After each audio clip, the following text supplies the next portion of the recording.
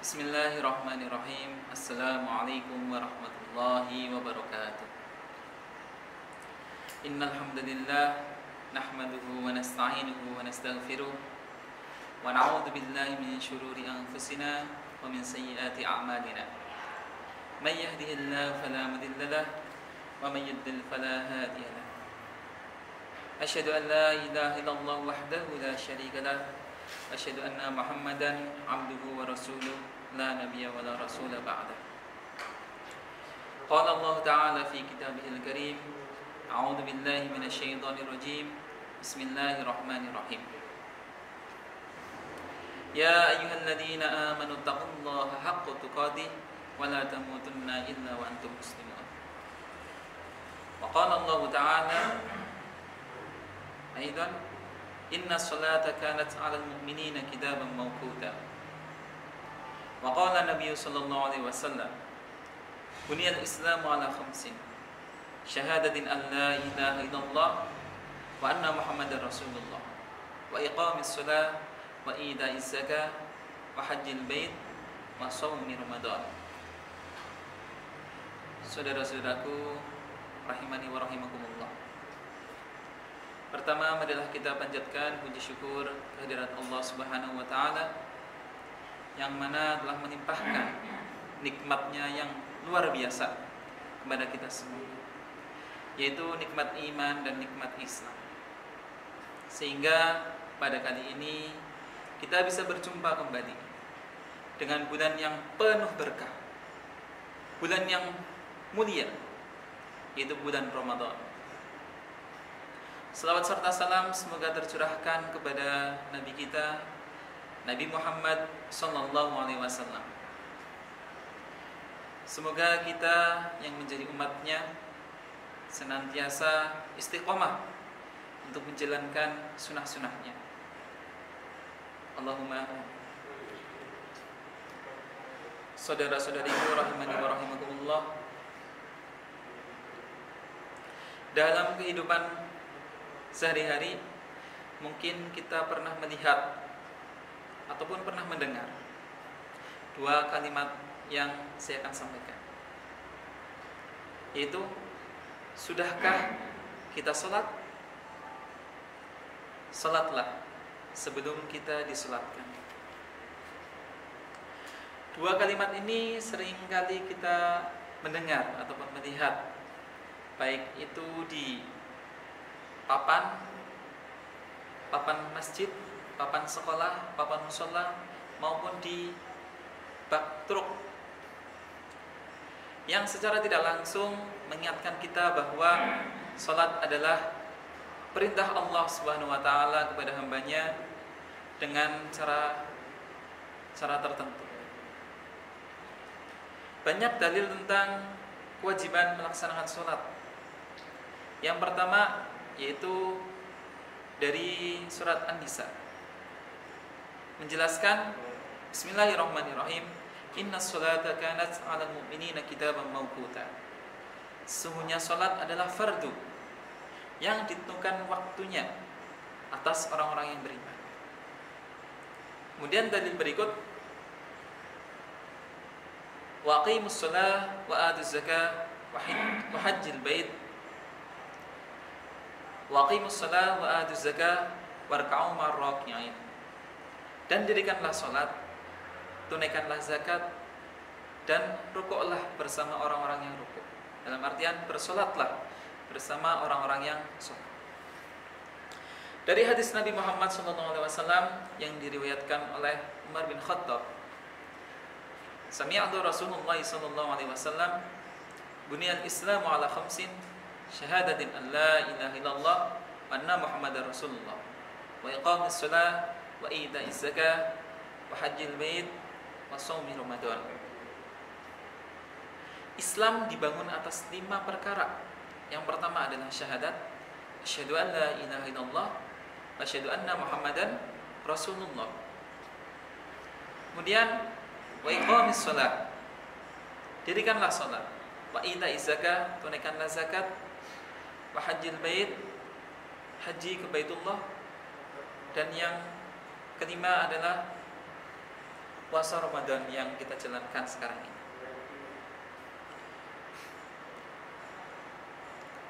Tuh, ya. Dalil-dalil tentang kewajiban sholat.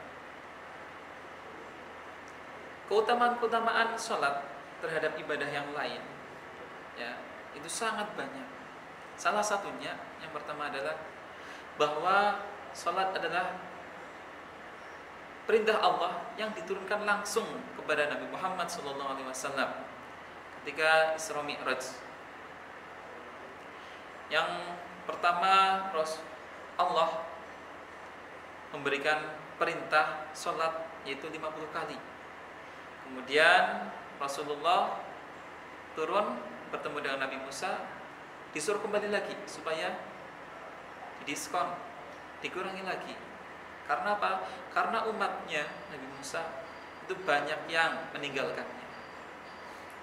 Kemudian sampai 40, 30, dan yang terakhir sampai 5 kali. Tapi sama Nabi Musa bagaimana? Disuruh kembali. Akan Nabi Muhammad SAW malu untuk kembali kepada Allah. Dan sampai sekarang sholat yang dijalankan oleh kita yaitu 5 kali dalam sehari semalam. Kemudian yang kedua, bahwa sholat adalah amal ibadah yang akan ditanyakan langsung, yang akan ditanyakan pertama kali ketika di hari akhir nanti. Di hari akhir akan ditanya pertama kali. Kemudian sholat adalah amal ibadah yang dijalankan dalam kondisi apapun, walaupun ia sakit, walaupun ia cacat, maka wajib menjalankannya. Apabila ia tidak bisa berdiri, dengan duduk. Apabila tidak bisa duduk, dengan berbaring, dan seterusnya. Kemudian yang terakhir tentang keutamaan sholat dibandingkan dengan amal ibadah yang lain, bahwa sholat adalah amal ibadah yang dijalankan secara terus-menerus setiap hari, tidak ada liburnya sampai ajal menjemput. Kewajiban sholat 5 waktu ini, ya, tapi masih banyak yang mengabaikannya. Ada 2 kisah. Yang pertama, ada seorang nenek-nenek yang selama masa hidupnya ia tidak pernah menjalankan sholat, padahal dia Islam. Keluarganya sering mengajaknya untuk sholat. Sekali nenek tersebut menjawab, buat apa sholat? Nyatanya orang-orang yang meninggal tidak pernah kembali ke dunia. Berarti dia bagaimana? Ia bahagia. Ini yang pertama. Kemudian yang kedua, ada seorang ibu yang selama masa hidupnya tidak pernah menjalankan sholat. Sekali dari anaknya, kemudian dari keluarganya, banyak yang mengajak, akan tapi dari ibu tersebut menjawab, buat apa sholat? Toh yang namanya ibadah itu masing-masing. Urusanku ya urusanku nanti. Itu 2 kisah. Ya, banyak orang yang meninggalkan sholat ya dengan sengaja. Padahal meninggalkan sholat bukanlah perkara yang sepele. Nanti ketika hari akhir akan dipertanggungjawabkan. Ya. Dalil-dalil yang menjelaskan tentang bahaya meninggalkan sholat, ya, salah satunya dalam surat Al-Maun, fawailul lil musallin alladzina hum an sholatihim sahun. Celakalah bagi orang-orang yang meninggalkan sholat, orang muslim yang meninggalkan sholat, ya, dalam keadaan lalai. Kemudian orang-orang yang meninggalkan sholat nanti, ya, itu akan dimasukkan ke dalam neraka Saqar. Ma salakakum fi Saqar? Qalu lam nakum minal musallin. Kenapa kalian di dalam neraka Saqar ini, wahai manusia? Kemudian manusia menjawab, ya, kami selama hidup di dunia tidak pernah menjalankan sholat. Tuh, ya, apabila meninggalkan sholat dengan secara sengaja, membangkang, otomatis bagaimana? Ia telah kafir. Karena eh, yang membedakan antara orang Islam dan non Muslim ya adalah dalam salatnya. Itu al-ahdul ladzi bainana wa bainahum as-shalah faman tarakaha faqad kafar. Perjanjian antara kami dan mereka orang-orang kafir adalah salat. Barang siapa yang meninggalkan salat, maka dia telah kafir. Hadis riwayat Ahmad. Ini bukti bahayanya orang yang meninggalkan salat. Kemudian dalam kitab Irsyadul Ibad karya Syekh Zainuddin Al-Manibari dalam bab Fadilatus Shalah Al-Maktubah jelaskan bahwa ada 15 siksa yang diberikan kepada orang-orang yang menunda-nunda sampai meninggalkan sholat. 6 siksaan akan diberikan ketika di dunia, 3 siksaan ketika ajal, 3 siksaan lagi ketika di dalam kubur, dan yang terakhir 3 siksaan ketika dibangkitkan. 6 siksaan ketika di dunia ya. Yang pertama adalah dicabut keberkahan umurnya ya. Selama ia hidup dalam menjalankan apapun tidak berkah. Padahal yang kita tahu bahwa berkah adalah tambahnya kebaikan ya. Berarti selama hidupnya bagaimana? Melakukan hal-hal yang sia-sia. Kemudian yang kedua, dihilangkan tanda-tanda kesolehan dari wajahnya ya. Karena apa? Karena setiap orang yang menjalankan sholat otomatis ia akan berwudu. Sholatnya 5 kali, otomatis ia wudunya 5 kali. Ketika hari kiamat, orang-orang yang mendawamkan wudunya ketika hari kiamat akan bagaimana? Akan memancarkan sinar dari wajahnya. Tapi kalau orang yang jarang wudu, apalagi sholat ya, ketika di akhirat bagaimana? Atau akan hitam legam. Kemudian yang ketiga, segala amal baiknya tidak akan mendapatkan pahala ya, rugi ketika menjalankan kebaikan. Kemudian yang keempat, doanya tidak akan terkabul ya. Otomatis ketika seorang tidak menjalankan sholat, ia jauh dari Allah.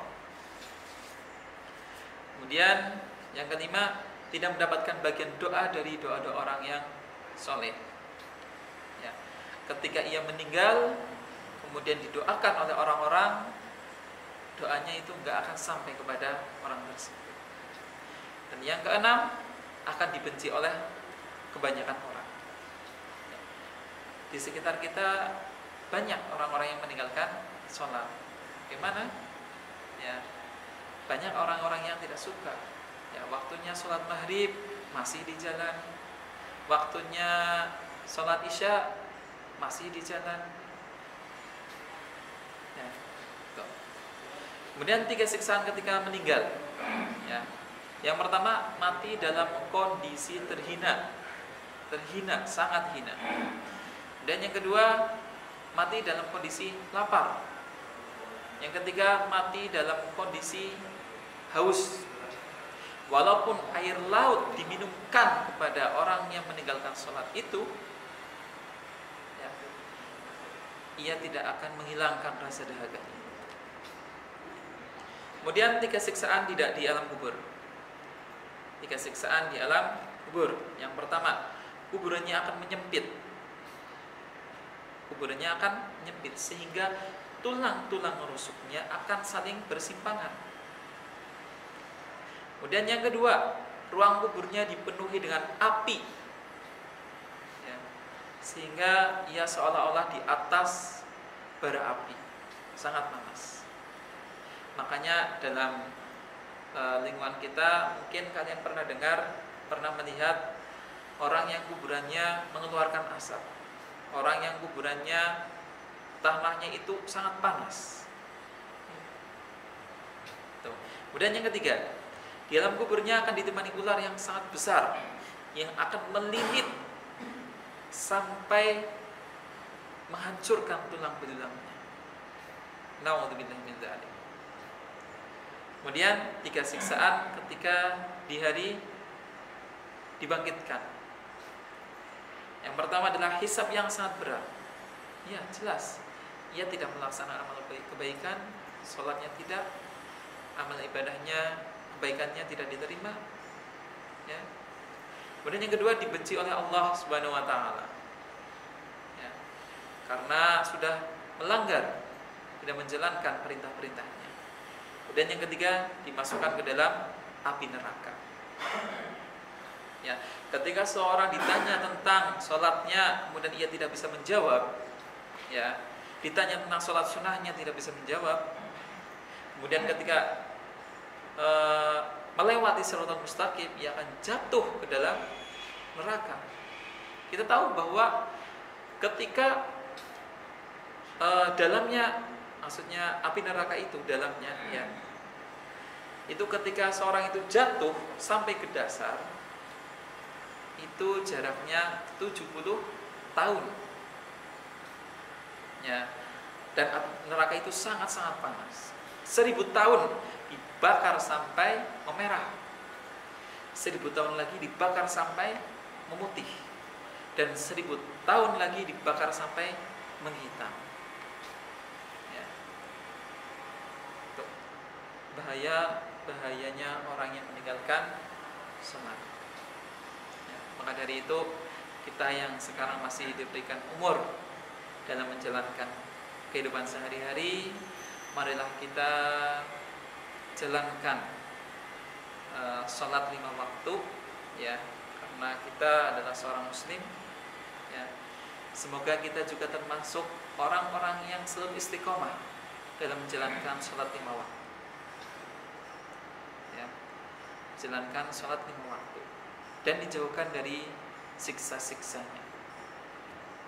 Mungkin cukup dari saya, ya. Apabila banyak salah kata, itu dari pribadi sendiri. Apabila itu benar, itu dari Allah Subhanahu wa taala. Akhirul kalam, assalamualaikum warahmatullahi wabarakatuh.